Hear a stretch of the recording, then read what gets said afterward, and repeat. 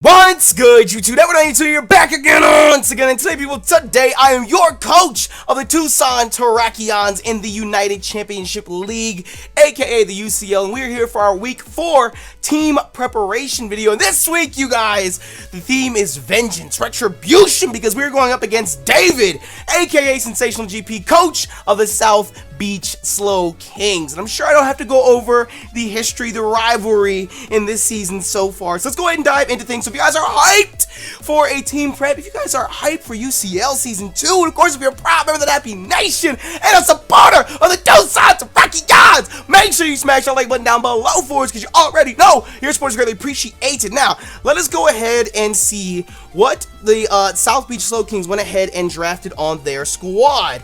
They have, or the three OU picks are Thundurus, Mega Altaria of course being their Mega, Keldeo. Their UU picks are Entei, Porygon 2, and Celebi.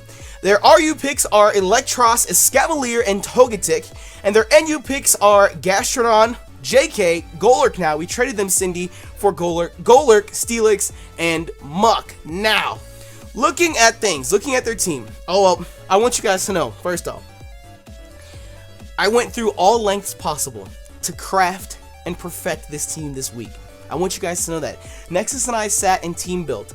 And once we were finished, we took the team that we had built and called Joey and asked Joey, said, Joey, let us know what you think of this team. What changes would you make? What would you do? Would you take them on out? Would you do this? Would you do that? So this is a team that has been put through the press 2-3 times to perfect it, to see how perfect can we get it, because we cannot lose this week. Oh, knock on wood. I hope I don't make a stupid nappy mistake and just end up losing this for us. But anyways, this is the squad that we have here. Oh, it's so nice and shiny. I just can't wait. Okay, so up first, the first thing that we noticed looking at the South Beach Slowkings is they only have one way to remove hazards, and that is their Togetic. And even then, the Togetic is weak to hazards. Stealth Rocks, of course. So the first thing that we thought, we gotta bring rocks. Just like last week, up against the Long Island Regirockies, the only way that they had to remove hazards, if I remember correctly, was the Golbat, and Nips did not bring the Golbat. So our first priority was to set up Stealth Rocks, especially in Wi-Fi format, even in League format. Just that extra chip damage from Stealth Rocks helps out tremendously. So automatically, Britannia was the first one that we scooped up on the team because of Stealth Rock primarily. We were rocking Scald, Flash Cannon, Defog, and Stealth Rock. Bold nature, 252 HP, 252 defense, and 4 in special attack. Now, we are Shuckaberry holding, of course, because a lot of the things that threaten Britannia carry Earthquake, like the Thundurus. Hold on, let me actually just open up their draft over here. Let me open up their draft on this monitor over here, so that we can constantly see it. We constantly have an eye on it. Like the threats to it include like the Thundurus with Earthquake, one of the strongest Earthquakers in the game. The Mega Altaria, the only way that Mega Altaria can touch us is with Earthquake, unless for some odd reason he runs Fire Blast. But even then, that's just neutral, so we can eat those up. We can eat those up if we need to. The Keldeo is honestly the biggest threat, the biggest issue for our squad as well. But we'll get back to that here in a moment. The Entei with Bulldoze, we need to worry about Shuckaberry, as well as Drill Run from the Escavalier, the Golurk with Earthquake, the Steelix with Earthquake. So there's so many different Earthquakers on the team that could cause us trouble. So Shuckaberry is there. It's there for a lot of different situations. So it's like if turn 1 we say we're gonna leave with Britannia because we want to get rocks up. If for whatever reason they decide not to bring the Togetic, then we definitely want to get rocks up. They have no way to get rid of them. So we want to leave with Stealth Rock, and let's say he leaves with Thundurus. You know, if David wants to be bold and just click Earthquake, we can eat that with the Shuckaberry, go ahead and set up rocks, and it doesn't matter from there on out. It doesn't matter from there on out. We can just do what we need to do. If Britannia unfortunately has to be sacked off, then that's unfortunate, but at least we got the rocks up. And that's the most important thing. That's step 1 in this battle, is to get the rocks up, because like I said, even if he does bring the Togetic, that's going to put pressure on him to bring the Togetic out to clear the rocks, because rocks of course become an issue for the Altaria, becomes an issue for the Entei, becomes an issue for so many Mons on the South Beach Slowking squad. Like I said, even then the Togetic is still weak to rocks. So even if you want to bring in the Togetic to clear the rocks, it's still going to take damage. So rocks are super important. Now originally on this moveset, this is one of the tweaks that Joey made to the team. Originally we had Scald and Ice Beam. But we looked at it and thought that Scald still does a generous amount of damage to all the things that we carried Ice Beam for. The only thing that we can't touch is the Celebi. And I don't know, if it ever comes down to Britannia versus Celebi, that's really not super duper in our favor, but we can spam Flash Cannon, and I think it does still almost the exact same as Ice Beam would. Ice Beam I think was only doing like 25 to 30% or something like that, so Flash Cannon should somewhere, it should be hitting somewhere in that range as well, maybe a little bit less, but still, it was one of those things where the Celebi was really the only primary reason that we are carrying that. Now, if you look at Flash Cannon, well, Scald touches the Landorus, Scald hits the Entei, Scald hits so many different things, and of course there's a chance to burn as well. Wait for it, wait for it. Excuse me. But still, Scald hits just as many things as the Ice Beam does, but the Flash Cannon primarily is there for the Altaria. Now, Ice Beam, of course, was the first go-to thing you think about. Oh, it's a Dragon type, it's Dragon Flying initially, let's Ice Beam it. But once it Mega Evolves, which is honestly the only reason you'd ever bring Altaria to a battle, because Altaria by itself is not all that great. But Mega Altaria is much, much better. Flash Cannon, of course, is stab and super effective, and it does like 75%. That's with the 4 in special attack. It is tearing through Altaria. And again, the only way that Altaria can touch us is if he brings, I mean, I can't see him bringing a, like, a mixed Altaria. Just, I mean, you carry Fire Blast, just like he would have to predict the Shuca Berry and all that stuff, and even then we can tank at least a Fire Blast and still hit back with the Flash Cannon.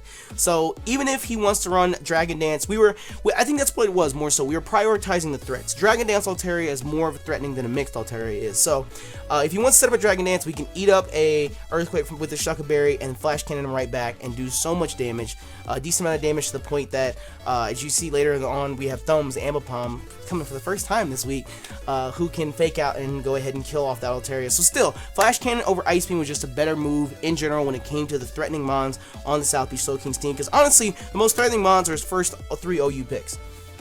I'm pretty sure he's going to bring all 3 of those and the Entei as well. So, I don't know. We'll see. It is what it is. But Joey also tweeted, because originally this was a calm Empoleon.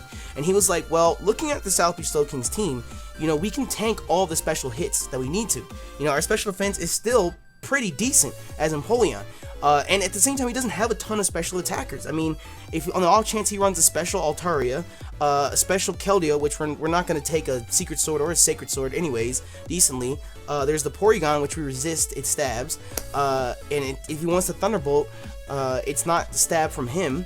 We have the Celebi, which we are neutral to as well. We resist Psychic altogether. You know, it's one of those things where it comes to his special attackers, we can handle them well enough on its own, so make it bulkier, make it bold so that we can eat those Earthquakes better. We can take the return better, like we weren't going to take it well already. You know, we can take the Bulldozes better, stuff like that. That's why we decided to go bold instead. And like I said, the Shuca Berry is there just to help us get that Stealth Rock off, or to help us get that Flash Cannon off, whatever the deal may be, that's why we're running it. So, Britannia was the first obvious pick that we had to scoop up this week. Moving on, we have Titania. Your team captain, our Mega Gardevoir, will be joining us yet again. Tip in nature, 252 special attack, 192 speed, 4 in special defense, and 60 in defense. We are rocking Hyper Voice, Psyshock, specifically for the Muck. If he wants to bring, well, specifically for the Muck and other variations of Mons, but like I was going to say, specifically for the Muck, in case he wants to bring that to Shadow Sneak and to Gunk Shot and stuff like that. I know Assault Vest, Electros. I was about to say Scavalier. He has them both sitting right next to each other. Assault Vest Electros is a thing as well, so this will hit on the physical side instead of special. Assault Vest Entei is a thing as well, in case he wants to soak up Hyper Voices since it's resistant. You know, it's just there for options. So we have Hyper Voice, Psyshock, Hidden Power Fire to touch the Escavalier, because we were thinking about running Focus Blast, and again, knock on wood, thank the RCS above that we landed those Focus Blasts in last week's battle. But HP Fire just overall does more damage and gives more coverage than Fire Blast. I mean, not Fire Blast, than Focus Blast does. HP, I mean, Focus Blast have been nice for like the Steelix and for the Porygon. But still, we have options like Hyper Voice and Psyshock to hit the Porygon with, and Focus Blast, carrying it just for the Escavalier and the Steelix. You know, even though Mega Gardevoir Titania is that much of a threat, is David really going to stack up that many Steel Mons on the squad? Is he going to sacrifice that much of his team composition in order to counter our Mega Gardevoir?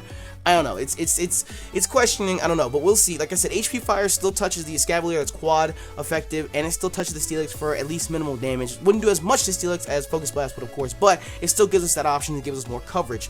And the last move was one of those things where it was that fourth move syndrome, where we just didn't know what to put there. You know, we just had too many different options. We thought about Calm Mind, we thought about Substitute, and then it came down to Thunder Wave or Will-O-Wisp. Thunder Wave is great, It'll slow down mons that could be hazardous, like the Altaria, the Keldeo, the Entei.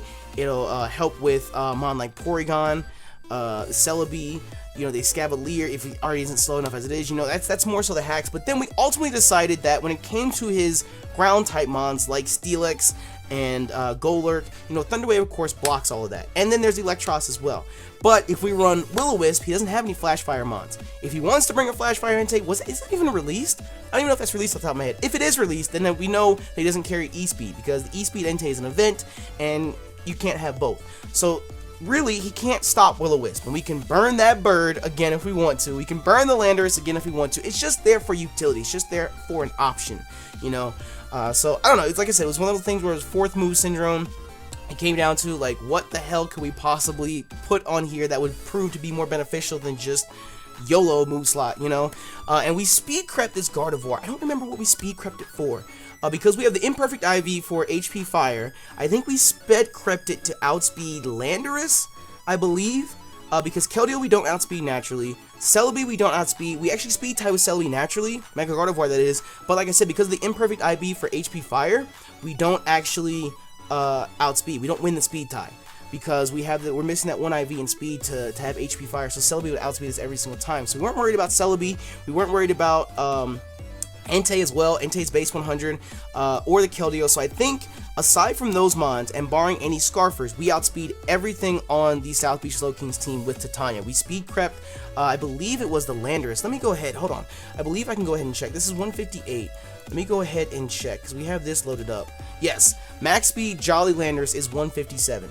So that is the next fastest mon on their squad that we can outspeed. That's why we went ahead and sped crept it like that, and went ahead and put a few extra points into defense and special attack, just because you don't need it all in that speed. You know, we don't have a chance of outspeeding the Celebi or the Entei as it is because of the imperfect IV, and we don't have a chance of outspeeding the Keldeo because it's like base 108 or something like that. So that's why we speed crept it that way. So hopefully everything works out. Up next, we are bringing Cindy. Yes, Cindy, who the South Beach Slowkings traded to us. We are bringing Cindy. And you guys might remember this strategy from last year's UCL battle against the Pittsburgh Pichus. We had Rindo Berry Gastrodon. Rindo Berry, which is the berry that allows you to take super effective grass type moves better. And this is here specifically for HP Grass Entei. It is here specifically for HP Grass Keldeo. And on the off chance that, I mean, I don't remember the damage calc off the top of my head. I don't remember if we can live a Giga Drain or not. I think we might be able to barely live it, but still, it's there for Celebi as well. So a Rindo Berry to take a grass type move better, because I feel like there's no way he's not going to bring, I mean, Choice Spec Secret Sword's still gonna hurt a shit ton, but aside from that, we kind of sort of wall the Keldeo, and the Keldeo is the biggest threat to our team. Honestly, Keldeo gives us so many problems just because of its speed and the fact that its typing is so unique. It's hard to cover for, but like I said, it's there. If he doesn't bring HP grass, then stupendous for us, but it doesn't hurt to be safe. So to that extent, we have Scald, Ice Beam, Mirror Coat, Recover, because the strategies we ran last year, which worked against them Nexus and the Pittsburgh Pichus, was to take an HP Grass from the Keldeo. The Rindo Berry weakens it. We click Mirror Coat and obliterate the Keldeo. You know, the same can be said for HP Grass Entei or a Celebi, attack from Celebi. I should calculate right now just to be sure. I'll calculate before we actually do the battle. Wait.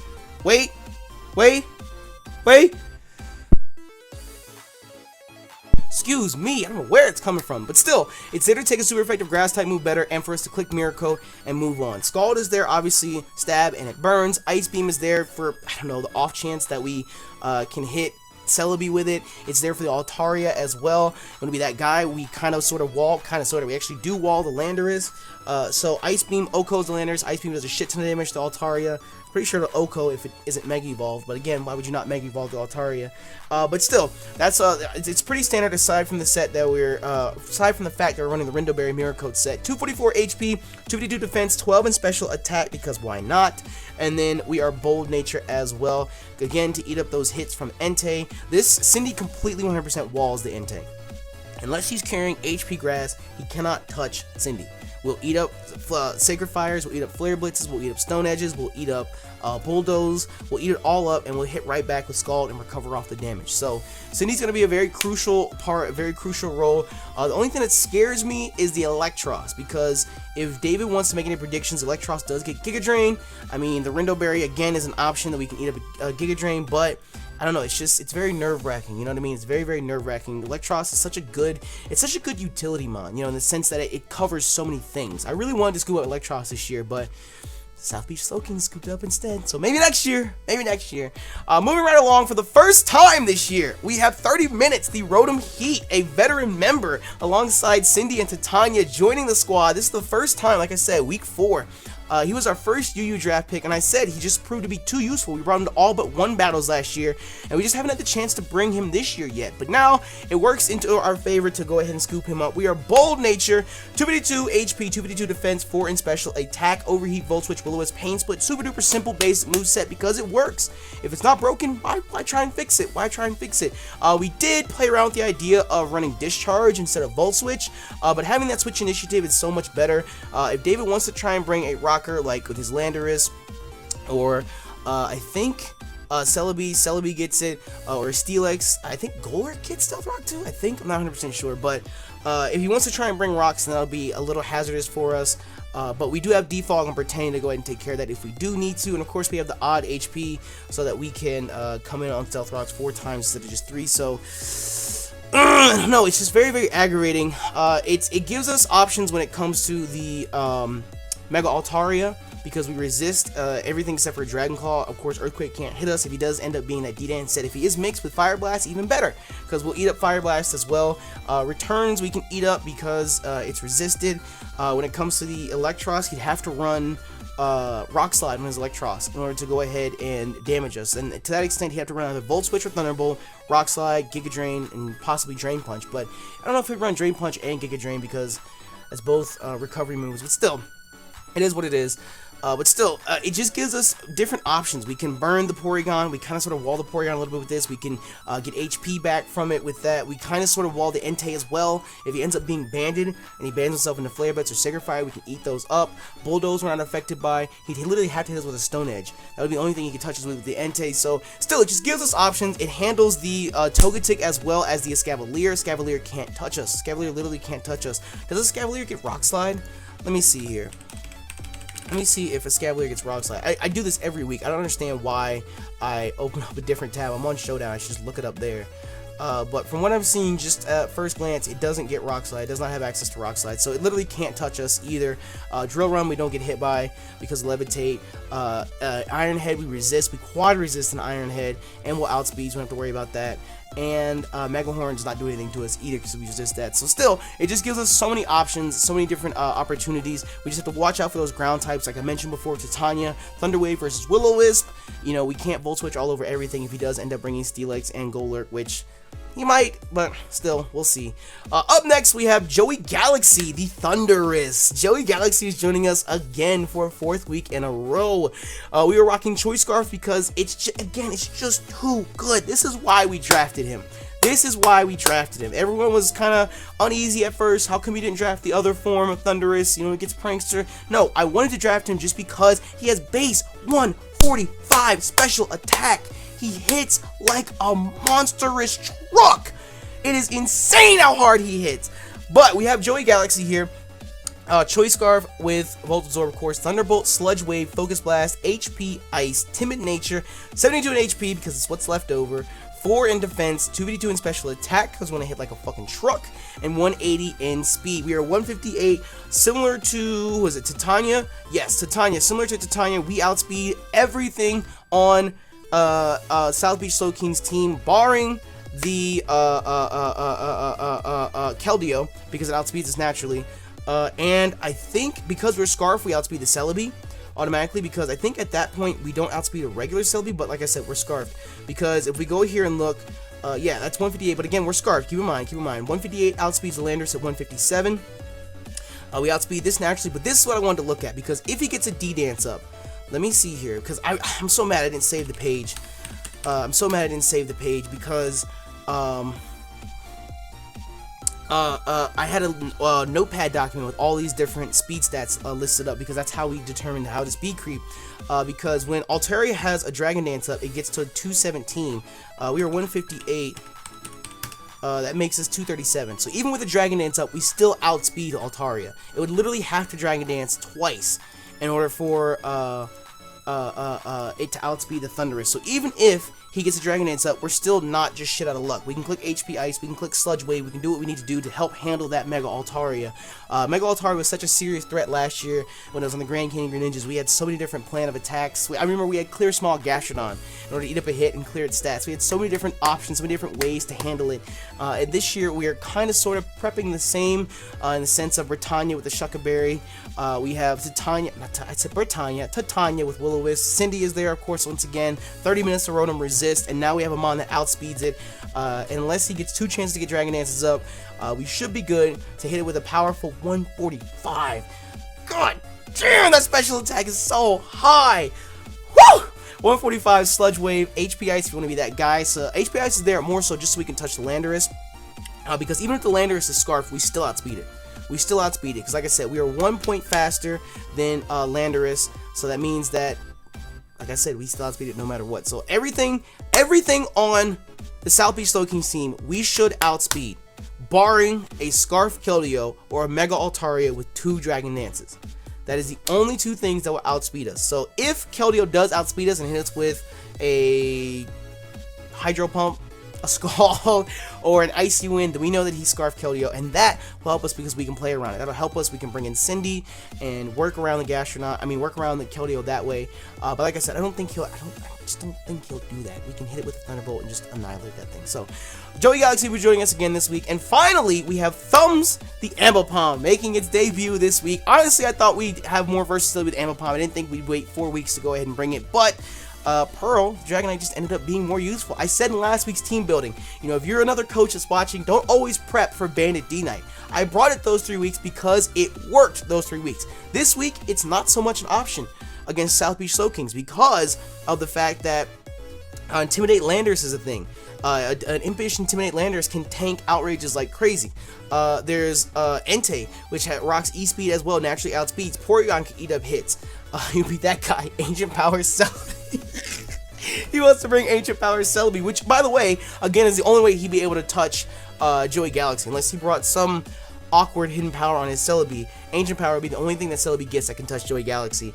But still, with Escavalier and Steelix and Golurk sitting there, all being the defensive presences they are, locking ourselves into a move with Pearl just, I don't know, it just didn't seem to be all that beneficial. Pearl is really nice as a late game sweep, and honestly, going back and forth with this, we really had a lot of discourse determining whether Pearl of Dragonite or Thumbs the Ambipom would be more useful, and we ultimately decided to go with Thumbs. But we are still Silk Scarf Technician. Again, that was a whole other debate that we had, Silk Scarf versus Life Orb. With Thumbs being as frail as it is, the idea of running Life Orb wasn't exactly the smartest thing, but at the same time I was like, well, if we're already that frail, we're already not going to take hits, why does it matter? Just go all out, just hit as hard as we can. But we ultimately decided to run Silk Scarf because we have double hit, knockoff, fire punch, and fake out. Jolly, 52 HP, 252 in attack, 204 speed. Now this was speed crept to outspeed a max speed Keldeo, I believe, because Keldeo, I think, is the fastest Mon on their team. Yeah, 176, that's Jolly Nature, Jolly or Timid, whatever you want to run. That's max speed Keldeo, so we are 1 point faster than Keldeo, so that means that we 100% outspeed everything on the South Beach Slowkings team. There is nothing that naturally outspeeds Thumbs our Ambipom.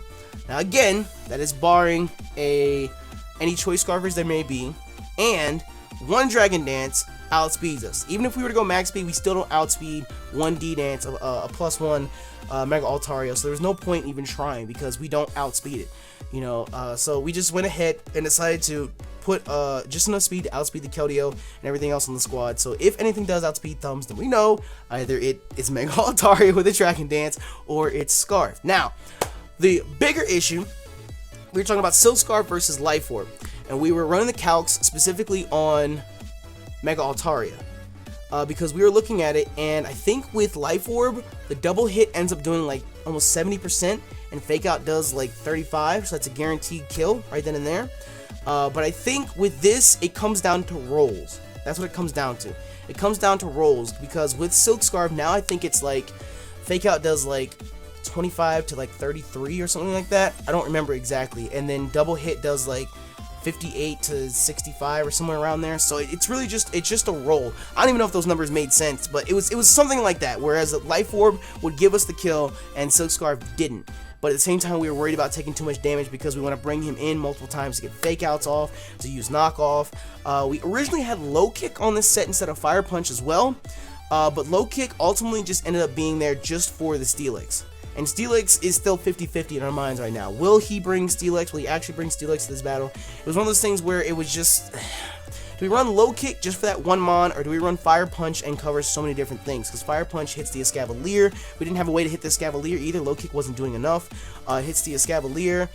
Hits the Celebi. You want to be that guy. We can burn other mons with it as well. So Fire Punch just ultimately ended up being a better play for us because, like I said, we couldn't touch the Escavalier. Low Kick was there just specifically for the Steelix, and now we can still touch the Steelix. Doesn't do as much as Low Kick does, obviously, but we still have options for other mons on the team too.